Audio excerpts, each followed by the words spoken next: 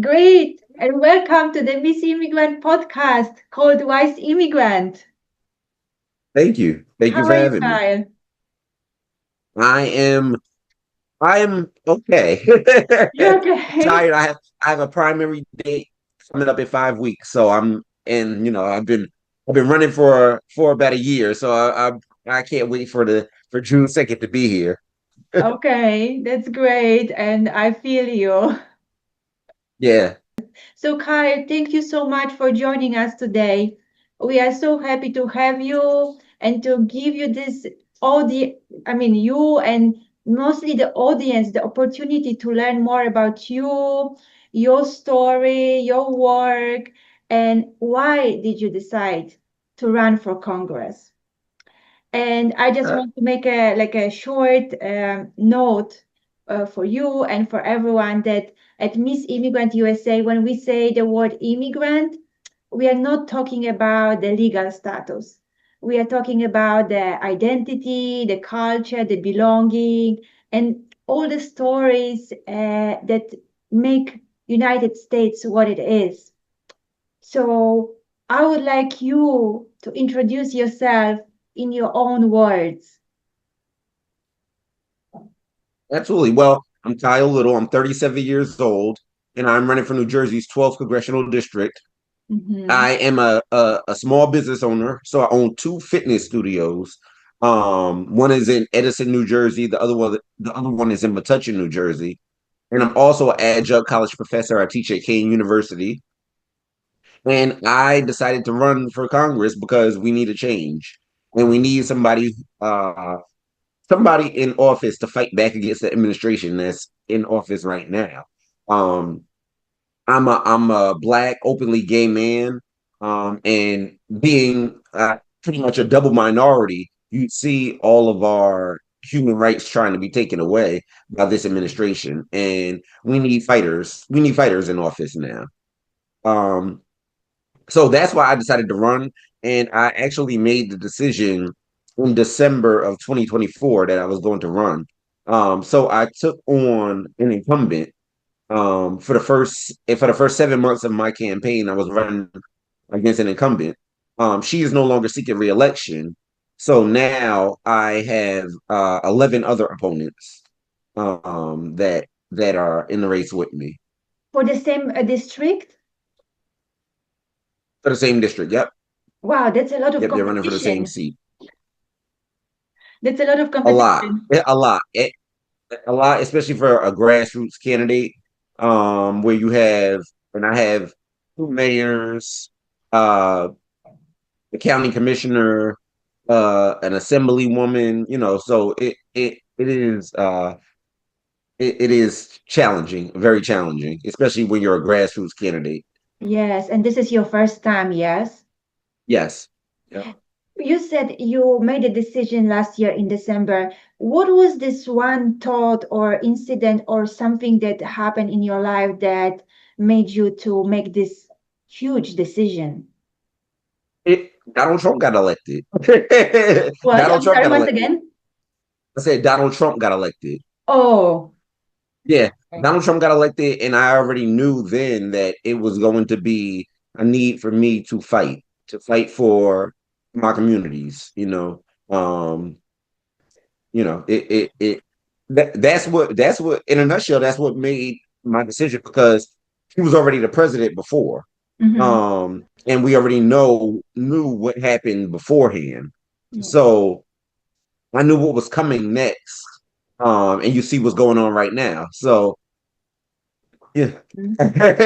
I mean that's what made that decision. I mean, the decision, it wasn't an easy decision because, again, I'm a small business owner, and I'm a married man. And this, takes a lot of time. But it's like, if the Democratic Party is not gonna fight enough, then Hmm. I have to step up there and fight. Yes. Let's go back a little bit to you. Can you share a little bit more about where you came from, about your family story, and basically, what shaped you when you were growing up? What made Kyle who he is today? Wow. Well, I have a very, very close knit family. Um, I am from New Jersey, so I was born in Mountainside Hospital in Glen Ridge, New Jersey. Grew up in Union County. Um, lived. I went to Montclair State University, so I got my bachelor's degree Mhm. in 2011, and then I stayed at Montclair.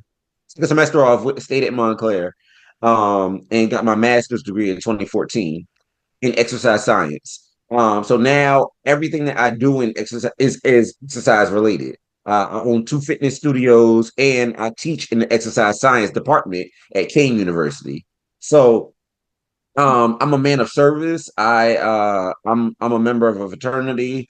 I am a member of the NAACP.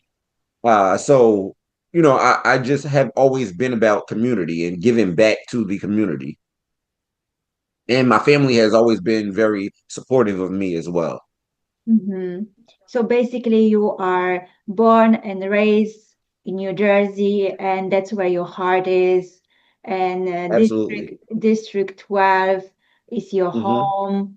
Absolutely. So based on that, that you know so much about the communities, what are the biggest struggles or problems that people have in your district, and you hope that you can help to solve and represent those communities and people of all colors, races, religions? Yeah. Well, of course, like around this is around the country now. As in New Jersey's 12th district, affordability, right? So, some ways that I want to help is first off giving, well, raising the minimum wage. That's one. We need a $20 minimum wage in Mhm. this country, especially in the state of New Jersey, because in the state of New Jersey, you can't even get a one bedroom apartment for less than 2 grand a month. So everything is very expensive. As an adjunct college professor, I know, and as somebody who's not very far removed from college, I owe when my husband and I we went to buy our house, I owe $75,000 in student loan debt, and they told me they didn't even want me to be on the mortgage at first. So I know the burden of student loan debt. That's why I want student loan debt relief. So that way, when college kids can graduate, they can get a job and their student loans are not taking 80, 60 to 80% of their income. Like they need to be in an income driven repayment plan. And after paying their loans for about 20 years, it needs to be forgiven. So that way they could buy a house or buy a car. Like they need to be able to buy the necessities that they need to live. And also a $25,000 grant for first time home buyers. That's another policy of mine. Free childcare, free childcare, universal health care. Like all of these are policies that are really just going to help people and not hurt people. Mhm. So this is the biggest problem that basically almost every community is struggling with. Yeah. And uh, as well, so you said you are an entrepreneur and a business owners and you teach, that you are gaining so much experience. So how do you see that you can help those communities with your experience in this background, and what do you see the most people struggle with, besides the housing and the economic struggles?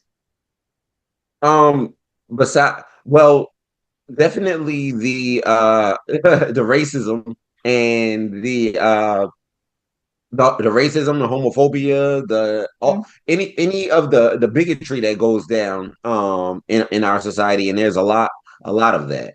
Um, you see like what's going on with ICE and them snatching people off the streets, Mhm. um, brutalizing people, putting them in detention centers, like it. So we also have to fix that. There's a my tagline is a fighter against fascism. I'm gonna fight back against the fascism that's in office right now. And the Trump administration is just letting these ICE agents brutalize communities, which is something that I already knew was going to happen once he got reelected, Mhm. because he said he was going to do that. So, and now we're seeing it in real time. Um, excuse me. Besides, like, the affordability is just like fixing up our neighborhoods, fixing up when natural disasters happen. We need drainage. Like, there's a few places in my district that flood.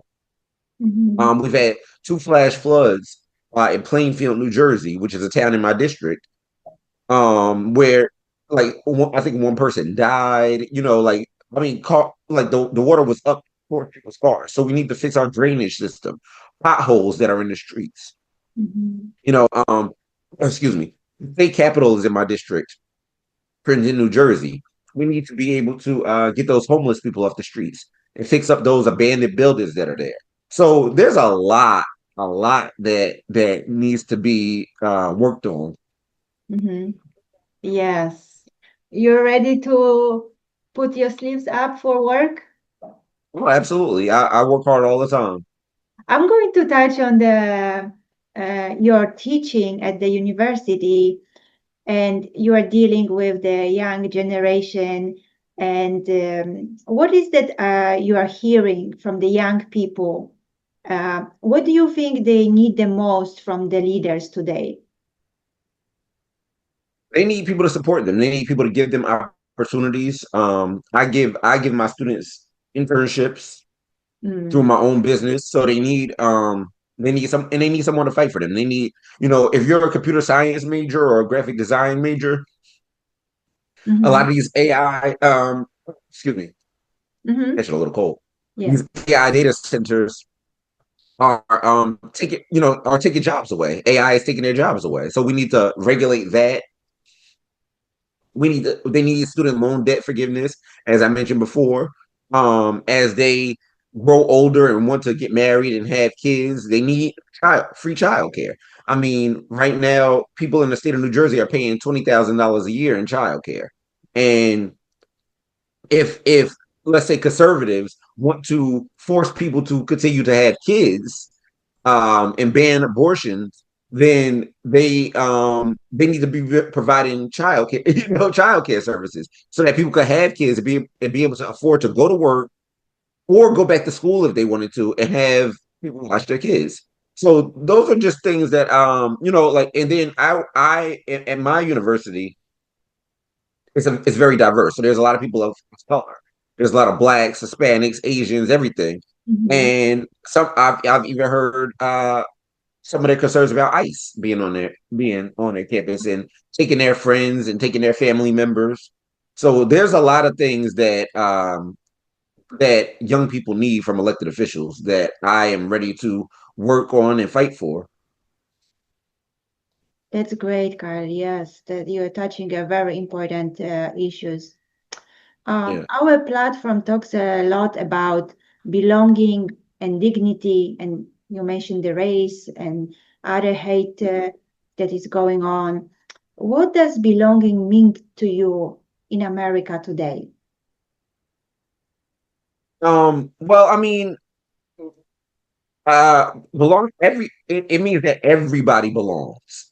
Everybody belongs. This is a country that was built by immigrants. This is a country that was built by enslaved Africans who were stolen from their land and brought to the United States to build the country, to build the White House, to build the Capitol building. To so we sense of belonging.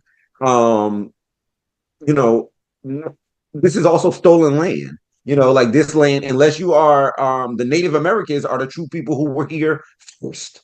So we everybody needs to feel that sense of belonging, because nobody is illegal, and I say this all the time.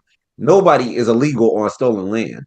Um, and everybody deserves the right to live and live happily and comfortably.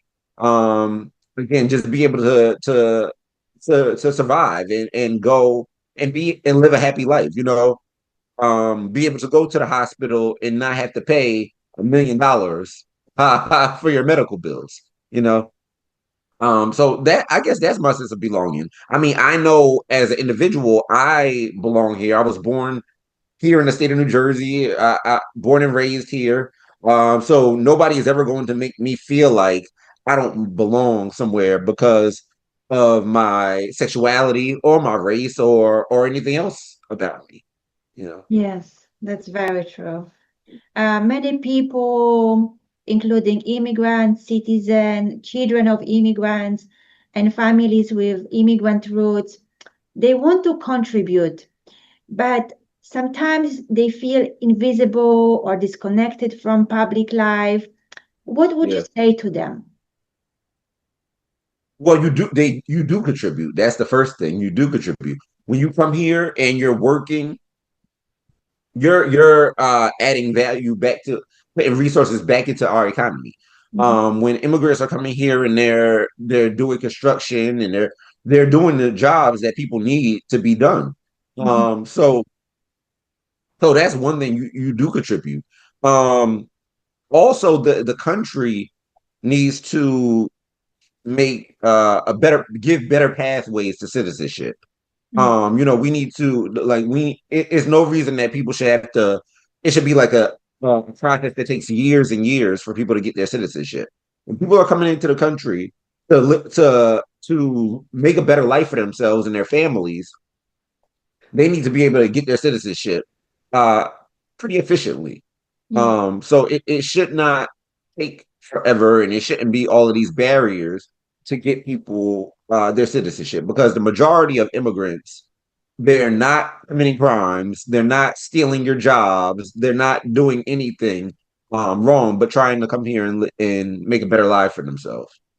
And I just want to remind you that when you're saying immigrants now, but to everyone to remember that immigrants, it's not about the legal status, and it's about the identity, and that after all, almost the whole population of the country had some kind of immigrant roots and was built with the Absolutely. immigrant labor and on immigrant power brain, as I can say that. And we all together, doesn't matter where we came from and when we came from, we are contributing, building, and belonging, like you said, So we need to unite and remember that we shouldn't be separating the immigrant issue as, they are them, they are us, and just unite, raise the power, and Absolutely. make the country better. Yeah. Absolutely. Yep. A lot of people feel politics is way too complicated or too far from their daily life. How would you explain that the civic participation really matters and that a single person's action, votes can make a difference? Yeah. I mean, you see it, right? You see it in our daily lives. Um, when ICE is deporting people, that has to do with politics. If something's going on in your local neighborhoods, if you're complaining about taxes being too high, if you're complaining about your school districts not having the correct resources, that's all politics. Mhm. When you're complaining about the education system in your neighborhood, if you're complaining about healthcare, these are all politics. If you're a woman and you um, need to have an abortion to save your life, and the government's trying to ban you from doing that, politics. So when people say my vote doesn't matter, your vote doesn't matter, they wouldn't try so hard to stop you from voting. Mhm. And you see that's what's going on right now, especially under the Trump administration. They've been trying to gerrymander, and gerrymandering has always gone on in America. It's always been a way to stop people As from color. Kyle, I'm going to interrupt you. As we are an educational platform, can you explain to the audience what is gerrymandering? Absolutely. So gerrymandering is basically redistricting congressional lines. to give people power, and certain people, more power when it comes to voting anyway. So they You can know, just do so it. They can just do it whenever they want. Who decides on that? so the basically the states decide on that. The states decide on it, and they end up, like the governor will end up talking to like their state legislators. Sometimes the states have to, depending on the state constitution, because every state is different. Like in California, you needed like a 2/3 vote from the people. So and the people actually voted to do it. But that was pretty much because in states like Texas, the Republicans wanted to gerrymander to try to cheat and steal congressional seats. Okay. So that's gerrymandering. It's redistricting your congressional lines, to basically like make the margins more in the favor of a certain party. Are they creating more seats by doing No, that? so they're not creating more seats. They're just pretty much creating more power. All right, for instance, Hmm. Houston, Texas, right? Yeah. Houston, Texas is a very blue area, very diverse area. It's a city in Texas, right? We know Texas is a red state, but Houston, oh, it's only one city, and it's the fourth biggest city in the world, is it in the world, U.S. in the country. Yeah.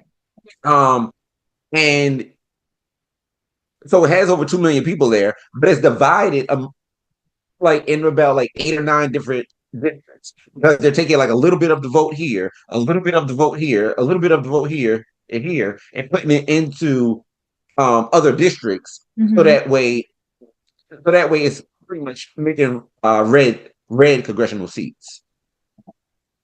Got you. Got you. So, um, and they can just decide, whoever now is in power, they can just decide what to do to keep themselves for longer in power by doing the redistricting. Yeah, absolutely. Yes. Um, and I see you are very fluent in what's going on in the politics. How did you learn all this? What led you to be so interested in helping people and taking on yourself this leadership role? Well, I mean, I've always been in leadership roles all my life, pretty much. I mean, going back to high school, I was a peer leader. Mm. Um, College, I was the vice president of the Latin American Student Organization. I was the treasurer of the Latin American Student Organization. I pledged a fraternity. I was the president of my fraternity on 2 different terms. I was a public relations chair on the NAACP. So I was a Dean of Students Award winner. And then when I graduated college, I was a manager at Target for about a year, and then I opened up my own business in 2016. So I've always just been now I'm and for the past 10 years I've been the leader of my own company. So I've always been in leadership pretty much all my life. What got me interested was survival, pretty much. I mean, I had to get interested. I had to kind of, at least it felt like I did. I had to know what's going on. Um, know why the racism in America is the way it is. Know why homophobia is the way it is. Know why people are treated differently. And when you are educated, you are able to differentiate fact and fiction. You know truth from lies. So, I always tell somebody, if somebody's talking about, like Donald Trump will say, well, immigrants are coming here and they're stealing your jobs. I say, when did you apply for a job and somebody directly from another country came and stole it got hired from that job right before you? When did that ever happen? Mhm. And nobody ever has an answer to that. They always say, "Oh, that's never happened," and I'm like, "Exactly," because immigrants are not coming here and stealing your jobs. You, you can't just spill out talking points, and fear tactics. But like the Trump administration, he's very successful at doing that. He says certain things that people believe it, and he's even said himself, if you repeat certain things a number of times, it becomes the truth. Yeah, which is nonsense, but people end up believing it, and that's the scary part about it. So that's why I'm always pushing for quality education. Yes. And touching on your on the education and your role as a teacher and being yourself a role model for others, who are your role models? Who are you looking up to, or you did in the past? I mean, the, there's a few people that I don't necessarily want to say they're role models of mine. Mm-hmm. Um, but I've looked up to certain people. Like there were certain people I just thought were very awesome people. You know, of course, my mom is on the education side of things. My mom she's an educated woman. She has a master's degree. Um, so I kind of have, and she was a former business owner as well. So then I went into business. So I kind of am like a a replication of my mom in that sense, but I look just like my dad.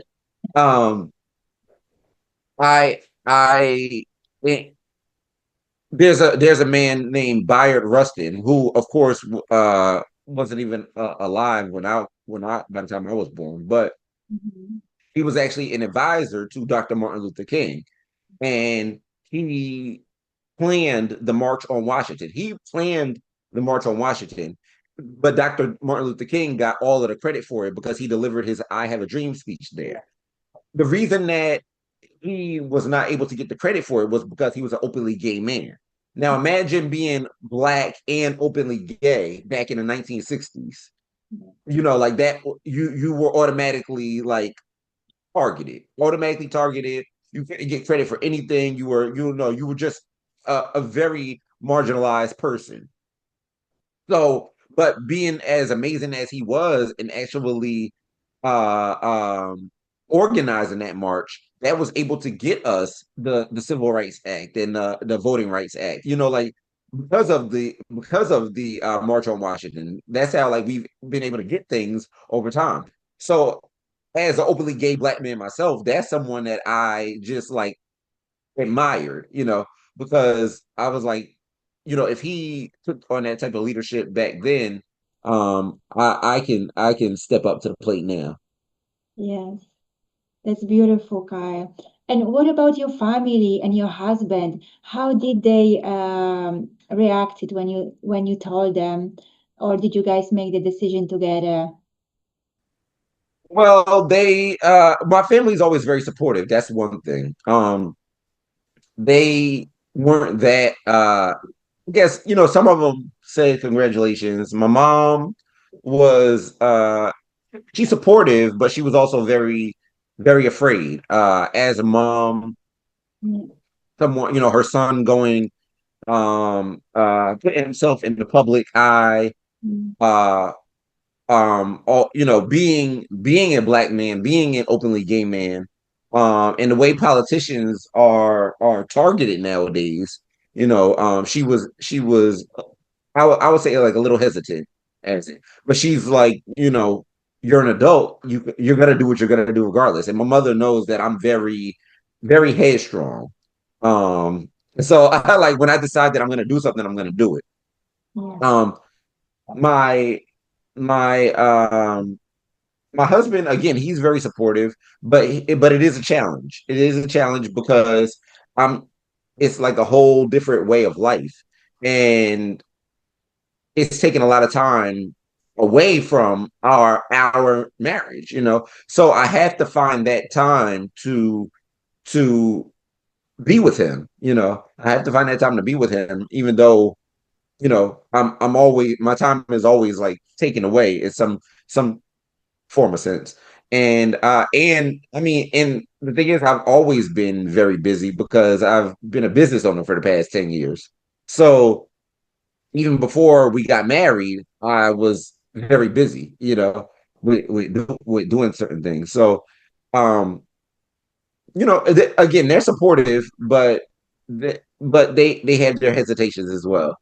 Yes, it's more than full-time job. It's like you said, it's a lifestyle, life changing of the lifestyle. Yeah. Kyle, um, we are getting to the end, and I would like to ask you where people can learn more about your campaign. What would you like them to know in few more words? Okay. I One thing I would like people to know is that if elected to Congress, I am going to donate $500 a month to a local New Jersey charity. And you don't hear a lot of politicians saying that. But I'm a man of service again, and I feel like I can that's what I should be doing. That's what we should be doing. Giving back to our communities because they're the ones who elect us, not these corporate PACs, not these corporations. The people are the ones who vote us in. And they can find me, I'm all over social media. So Instagram, TikTok, at Kyle Little for Congress. My website is www.kylelittleforcongress.com. And donations are always appreciated. I'm a grassroots candidate. I'm Mhm. 100% grassroots. So my campaign cannot even move forward. And I only have 5 weeks into the primary. Yes. My campaign can't move forward without your donations. So donations are always appreciated. Yes, thank you for that. And the last question, as this is a Wise Immigrant podcast, we would like you to share your wisdom to our audience because you have so much experience, the work, the business, teaching, and the life. And what would you share with people? What is something that in your life so far make you like the aha moment and like this is it, everyone needs to know it? Wow. Aha moment. I feel like I've had I guess a few. Um, yeah, I am. Oh, I guess. Look, I'll say this: if I was elected to Congress, I will be the first openly gay man elected to Congress in the state of New Jersey from the state of New Jersey. Um, and that is significant because I represent a population of people who have been marginalized for centuries. For thousands and thousands of years, and even still today, you see like a lot of the bigotry really geared towards trans people and homosexuals. So um I'm just going to fight. I'm going to fight for equality for everybody.